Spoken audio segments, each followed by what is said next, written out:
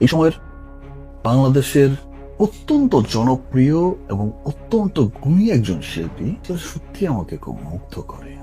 এবার শাকিব খানের আপকামিং সিনেমার নায়িকা হচ্ছে বিপিএল এ খেলা চিটাগাং কিংসের সাবেক হোস্ট ও কানাডিয়ান মডেল ইয়াশা সাগর। ইয়াশা সাগরকে নিয়ে বাংলা ইন্ডাস্ট্রিতে সিনেমা করার গুঞ্জনটি শুধুমাত্র আজকের নয়। যবে থেকে ইয়াশা সাগর বিপিএল এ কাজ করা শুরু করেছে, ঠিক তবে থেকেই শাকিব খান এবং নির্মাতাদের চোখে পড়েছে ইয়াশা সাগর। শাকিব খান যখন ঢাকা টিমের অনার ছিলেন, ঠিক তখনই ঢাকা ক্যাপিটালস এবং চিটাগাং কিংসের একটি ম্যাচ অনুষ্ঠিত হয়। আর সেই ম্যাচটি দেখতে যায় শাকিব খান। তখনই শাকিব খানের চোখে পড়ে ইয়াশা সাগর। সেই দেখা থেকেই শাকিব খান এবং ইয়াশা সাগর আজকে ফিল্ম করার পথেই হাঁটছে।